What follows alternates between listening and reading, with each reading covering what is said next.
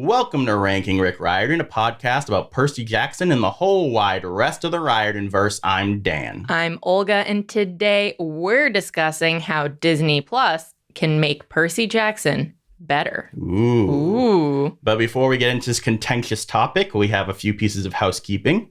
If you're new to the podcast, this is both an audio podcast and a video podcast, so you can listen to us on podcast services or watch our beautiful faces and our new fan art that we have here on youtube.com/DoingOK. Mm-hmm. Also, if you are the usual listener of the podcast, next up for us is the Dark Prophecy within the Trials of Apollo series. We're doing this week as like an interstitial as we finish up reading the book. But we'll do 2 episodes on Dark Prophecy, and then we're finally getting into Daughter of the Deep, which is Riordan's new book that's coming out soon. So exciting. Yeah. If you want to send your thoughts into us about any of these Rick-related activities, you can do so at ourpodcastfeedback@gmail.com. Also, please rate us or review us on Apple Podcasts or go to lovethepodcast.com/Riordan, which gives you ways to rate and review on Android and all sorts of other places. All right, let's get into this topic. Yeah. Basically, the idea here is to talk about they're adapting this. And right. It's not going to be one-to-one. Yeah, it's not. They're going to have to probably cut a few things for time. Mm-hmm. Maybe they'll add a few things to enhance the story. Yeah. They've mentioned that they're trying to keep it as close to the story as possible, but also, adding new things and maybe updating some stuff because this was written a while ago. Right. I mean, I was in middle school. You read them when you were in high school. Yeah. But I was in middle school when these came out, and I am many years out of middle school. So says you, who were even older. So the references, things like that. I mean, maybe it's even trying to make it ageless in a certain way. And I'm also talking about stuff like, will they talk about Western civilization and the importance of will they do that kind of thing? Right. But the impetus for us doing this episode is an idea I had that I brought up during the last podcast, which is when I was saying, what if they changed Luke's age in the TV show? What if they made him only 2 years older than Annabeth, which making Annabeth and Luke more of an actual viable ship that you can get invested in. Right. That was a big thing that we kind of had a problem with and thought there was a retcon of whether Annabeth ever actually had romantic feelings or a crush on Luke. And that was completely there in the beginning, but them having a 4-year age gap made it feel a little and also iffy. It being kind of questionable about how he felt about her. Right. Even more iffy. Yeah, but it's also never really clear exactly. He cares about her, but it's never clear if it's is little sister or is more than right. They kind of flip flops back and forth. About exactly. That, yeah. So if in the series, one of the ways they could improve that and maybe my new territory would be aging him down just a bit. So that's the kind of thing that we have here. Right. I have a list of things I want to talk about, and I'm going to sort of bump them, hit them off of Olga. She doesn't know what's coming. I do not. And see what she thinks. And obviously, no matter what I say, it will be unpopular with someone because every aspect of this series is important to someone in some way. Yeah. People don't want anything changed, whether it's eye color or, whatever. His knuckles were like this in one scene. But this is just for fun. I don't know if I would even actually stand by most of the things I'm going to say. Oh, but I don't know if that's not the most reassuring advertisement for the video. I'm just spitballing. It's brainstorming. Fair enough. Yes. All right. So the first thing I have listed here is things that I think they could cut. And we're talking just about the first 5 books here. The Percy Jackson first 5 seasons probably of the show. Right. So I have cutting Procrustes from Lightning Thief season 1. Think he's probably the most expendable monster that you could do. The movies, for all their issues, I thought cutting Procrustes was probably a smart choice. So for those who don't remember, because, he's so memorable, it's the whole mattress scene. Yeah. It's like he's got a mattress shop and Annabeth and Grover are captured on the mattresses. So Percy has to use his wits and his memory of the myth to defeat him. Yeah, I just think he's the least iconic part of that book. I feel like so many of the other, you definitely can't touch the casino. You can't touch Medusa. You can't touch the Minotaur. So there's... You can't touch the arch. Yeah. I personally, and a lot of people probably disagree with me, I would cut the arch probably. Interesting. I don't think that it was a good use of Echidna and with the Chimera, I think it was. Yeah, it was the Chimera. Yeah, they were way... I don't know. It just felt like a weird sort of throwaway thing. I know the actual arch itself. Maybe if I have them fight somebody else on the arch, I'd be on, or just make it a better fight. Well, so that's I guess my question is the problem the combination of the arch with Echidna and the Chimera specifically? Yeah, I just think that those are big name monsters that I have such a minor thing here that I feel like they could have been utilized better in future books. But they weren't. So if you cut and paste it elsewhere, that's a pretty dramatic shift. Yeah, to be clear, I didn't actually write cut St. Louis Arch. I'm just saying on a personal level, I wouldn't miss it that much. It's not my favorite part of the book. Strike one against Stan. Next thing from season 2, book 2, I would cut Tantalus and probably just have... most of what Tantalus does, it's kind of annoying. Give it to Mr. D, which makes Mr. D more complicated and gives him more of an arc to go through in that book, I think. I just thought Tantalus was a little too goofy. I don't think they will cut Tantalus. I think this is the kind of thing that would probably work well on a kids show for kids.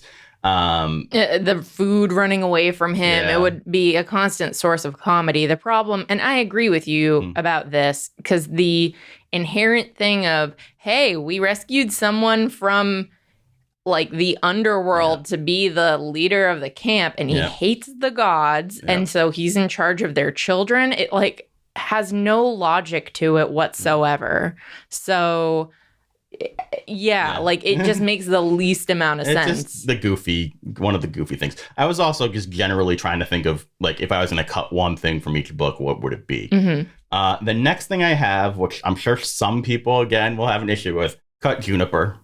I don't think she adds almost anything to the story. Maybe she adds showing that Grover's getting older, but Grover's story is about Pan, and that's all it needs to be about. She doesn't actually add anything. She's mostly just worried about him. And I think she's a very thin female character. On the opposite end here, you could say, okay, well, let's just make her a better character. I'd be on board with that, too. Yeah, I think giving her more to do and maybe more importance with the Council of Cloven Elders and more of a leader among the Dryads. I think that could be something they could mine, maybe in the territory of Grover has a crush on her and never thinks of himself as good enough for her. Yeah. Well, or it's a thing of he, in being a better person, growing and being so dedicated to Pan, wins her over through his actions as opposed to just clumsily trying to get her to like him. I think there could be, you either just cut it or make it a lot better. I just don't think the way it currently is in the books is adding much to the story. I agree. Yeah, she's tied to the camp. Yeah. All the way through Trials of Apollo, it's and Juniper was here. Standing around sad. Yeah. Yeah. And then we have Nereus for book 3, who is the old man from the sea. I think you could have them gain that information some other way. I don't think that wrestling a homeless man is a scene that we need on this TV show. I forgot that they wrestled. Yeah. Yeah, I kind of forgot about Nereus. Yeah. Whoops. Exactly. You can cut him. Nobody will care. Oh. Book 5, I'm cutting the flying pig from the battle. Don't think that's a necessary thing. I felt like it was a really weird thing in the book that you went from him fighting Hyperion, which was this very really intimidating. You have the hurricane exiting his body, and how can he how can Percy control it? And then there's a flying pig that zips him around New York. And it's like, no one can defeat the flying pig. And I mean, sure. I'm just thinking about if I was going to cut a thing, it's pretty hard to think of things to cut from last Olympian. Yeah. So I think it's so tight that you're completely right that a random zipping around on a pig is like also, cut and paste. Something else can do something that. Else that doesn't involve flying too, which saves budget. So. Yeah. You know how much it costs to do a CGI pig flying between skyscrapers? That's big money, even for Disney. And then the last two things I said to cut were Sally killing Gabe. I actually like the way it happened in the movie, where his own device stupidity. Look at that. We complimented the movie. Shocker. And also cut Luke trying to kill Annabeth in book 2. He's far too doesn't care about Annabeth in book 2, and it just doesn't jive, especially with what happens in book 3, where he really cares and wants to protect her. Exactly. Yeah. It's just a little bit. It was I think a sign of Rick figuring things out and changing his mind. Yeah. So we know where we want it to go. Let's just go there. Yeah. I completely agree. Yeah. All right, next up, I'm getting a little spicy with you. Those weren't spicy? No, I guess they weren't, because I pretty much agreed with you across the board. So this is a multi-parter. Don't kill Beckendorf, kill Clarice. After building Clarice up throughout the series, it would make a much bigger impact if she dies, especially if she dies for Percy / her duty. Ooh. Interesting. Selena still sacrifices herself and Beckendorf avenges her instead of Clarice. It just plays out in slightly a different way. We get rid of the whole thing about the flying chariot, which I also don't like from that book. Mm-hmm. I am sad to lose the Drakenslayer stuff. Yeah. But killing Beckendorf, I think, was a huge mistake, but I still think you need someone to die at that point. And I think it would be very powerful and like hit you hard if you started that season and they killed Clarice. I think he actually has an arc building up throughout, especially the first 2 books. But most of her, so much of her arc is after Beckendorf's death. It's like so, what? Am I misremembering certain things about Last Olympian? So much of her arc as far as her emotional growth and her caring about Selena and other people and coming in as but the thing is, I feel like most of that hit in Battle of the Labyrinth, and they took it back at the beginning of Last Olympian, because Battle of the Labyrinth is one when she has Chris looking for where she it shows her having more of an emotion. She connects more with Juniper and Annabeth even about I think you could amplify that a little bit. And then you'd still hit that. I know this one is spicy. Man. I just, you can't kill Beckendorf. So that's the thing. I agree that killing Beckendorf, that's kind of a no-go area now. Things have changed in media and culture where the optics of that just aren't great, especially so early, especially how he goes about it. And we've debated that a lot. Yeah. But just subbing in Clarice, the Drakenslayer, though. Yeah, maybe she fights the Draken on the boat. Ooh. I know it's not because the thing that to me is more heartbreaking is the idea of losing Selena pretending to be Clarice. Yeah. But I agree completely. Yeah. That was when I say the Draken, I mean that whole section. Set piece is. I'm going to keep going. So then Beckendorf goes on to be Leo's mentor.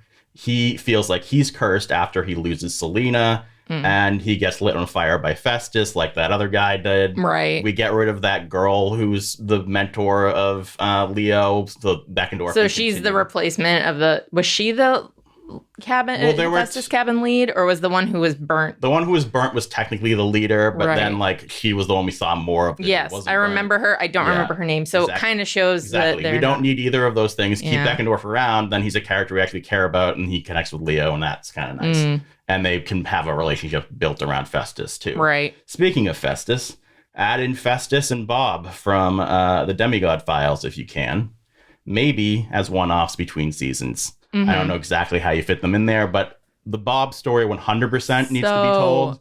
so good. I mean, it's important. It's vital to Heroes of Olympus. Yeah. So, like, you need it, right? You need it. And I mean, that was just so well written and interesting that would be a shame to just miss out on in prime time. I don't know if I would agree about it being like an in-between. I think there's a way of adapting that pentology in with like having that actually take I don't know what book I'd put it in. Maybe at like the end of...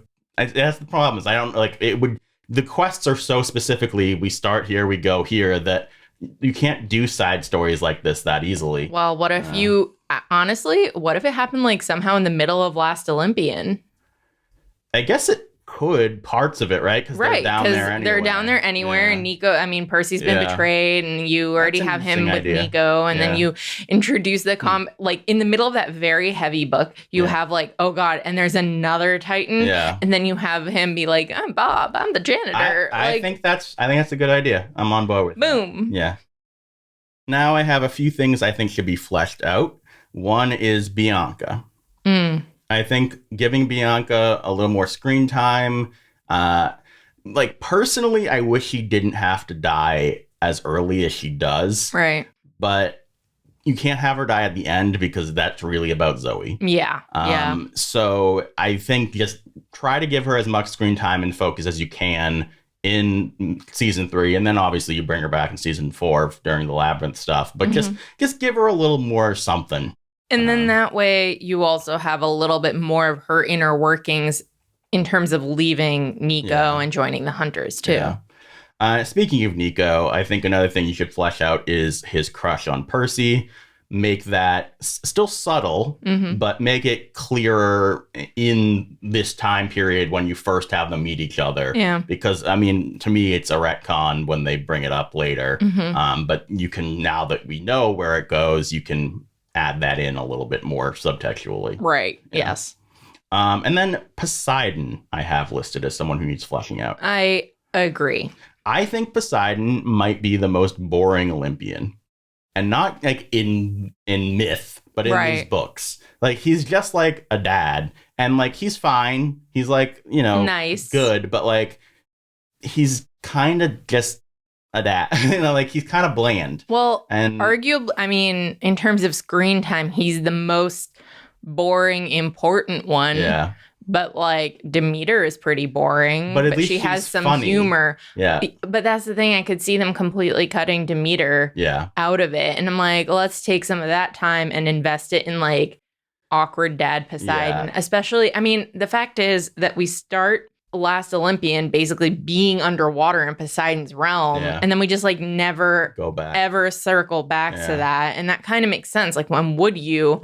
But it would be nice if there was a little bit more oomph between Percy and Poseidon and the rest of Poseidon's court prior to that. And too. I'd like them to try to A, give him more humor, but B, give him more of an arc, because he doesn't have that much of one. I mean, I guess he kind of does in this 5th book, but like, I don't know. I just think you could do more with him.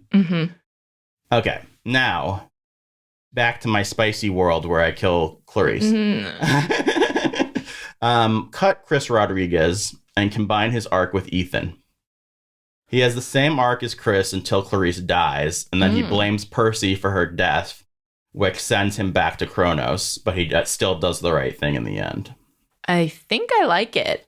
I mean, the only thing is, it's like, man, Ethan is so good the way he is, but because Ethan is the one who's really, his journey is like all of us unrecognized, all of us who our parents aren't recognized. Like, that's the impetus for Ethan's character and Ethan's journey and everything that's frustrating between him and Percy and like complicated. So combining that just with like, you let my girlfriend die, I hate you. So it would be a little bit more complicated than that, right? Because the whole thing with Chris is that he was part of Luke's army. So you still have Ethan having started at Luke's army because of all the reasons Ethan's part of Luke's army. Then he goes insane in the thing, and his like caring about Clarice, he decides to maybe stay, but then she dies, and then he's like, I was right the first time. So what you're actually saying is get rid of Chris Rodriguez, make Ethan Nakamura be Clarice's boyfriend, yes. and then have that thing in the end where he's like, I misunderstood you. Yeah. Fight for us. Yeah. Like, yeah. Okay. Yeah. I mean, it's complicated and I don't think it's perfect. I don't think Chris Rodriguez is a character. Mm-hmm. Like he is a plot device for Clarice. And I think giving her like a boyfriend who's like actually a character would be a lot more interesting. So I agree with you. However, I think Chris Rodriguez also serves the purpose of not everyone in Kronos' army, including the demigods, are irredeemable. Yeah. Not all of them are like... Well, Ethan serves that same purpose. I know, but nonetheless, he's like... He's there almost until the bitter end, whereas the whole idea is they have hope of like returning people alive to their cause and to their side. I mean, this is a lot like Juniper. Right. Either you get rid of the character or you give them more to do. And I'm kind of okay with either. I just don't think that Chris Rodriguez works in the books that well. I see your point. I understand the necessity of limited like it's each season is only going to cover so much. You only have so much time, budget, whatever. You kind of do need to pare down characters, but it's also like you can't pare down everyone because it's a camp. Like you need the camaraderie, you need red shirts and and extras. The other thing is, maybe you have Chris Rodriguez do more during, Titan's Curse and Sea of Monsters or whatever. You make him more clearly like Luke's lieutenant, which I think they did in the movies, actually, but we just never got to where that leads. Give him more going on before he goes insane, and have it be more of an arc and more not just about Clarice, but also about him. I see more of your point with this one than I do with like killing off Clarice early, but nonetheless, I don't know. I'm just being spicy. So spicy. All right, and then my last big thing here is we sort of talked about this at the beginning. Don't nullify Percy and Rachel. Don't nullify Luke and Annabeth. Directly show Percy and Annabeth choosing each other. And that they had other options, but they chose the options that they chose each other over their other options. One of my biggest problems with Last Olympian is how it kind of just makes it seem like, these relationships they had never existed. Yeah. I agree with you. I think that is, like we said earlier, a little bit more directly with Annabeth and Luke, but nonetheless, it's just a little bit too easy of a choice by the end. It seems like Rachel's gone off to be the Oracle, so like Percy's like whatever. I'm torn about what you do with Rachel and Percy because like it's a strong moment in some ways for her as a female character that she breaks up with him and realizes it's all about like her duty or whatever. On the flip side, he's the protagonist and he should actively make the choice to be with Annabeth and not Rachel. Rachel does make the choice basically for him by like choosing the path of her career and her power and all of this and like her destiny in that regard. However, I do agree with you that like Percy should have something, but I think that if you just show him kind of maybe even pulling away from Rachel a little bit more and maybe being like, oh no, I've kind of sort of committed to Rachel, but now I really want to go back to Annabeth. And then so he does, seeing him actually torn between them and then her making that choice independently of him being torn between them, I think that would be striking a nice balance. Well, what do you think about the idea of, so obviously in this book, she gets stabbed and is like really hurt. Annabeth, and yes. What if Rachel sees how he's reacting to Annabeth getting hurt, and that's him sort of choosing without directly dumping Rachel, and then Rachel's decision. I mean, but but I don't want Rachel's decision to be motivated by seeing Percy not choosing her. I guess, but I mean, she can still. Her decision to become the Oracle and her decision to dump Percy don't have to be intrinsically tied together. But if you're watching her watch Percy and Annabeth, you're kind of intrinsically tying them. Yeah, I don't know. That tells the story of, oh, my boyfriend broke up with me, or at least the guy I wanted to be my boyfriend. Well, I'm going to go be a crazy woman in a cave. Like, that's just some food for thought. Yeah. I don't personally love that for this kind of story. I get where you're coming from. I think it's, I don't know. You're right. Maybe him pulling away. I just feel like it's really important to me that he chooses Annabeth. I hear you. I agree with you completely. Yeah. Well, on that front. Yeah, but how does he choose Annabeth if she's the one? If Rachel's the one who dumps him? Because you simultaneously have him wanting to be with Annabeth and thinking about, like, how do I dump Rachel?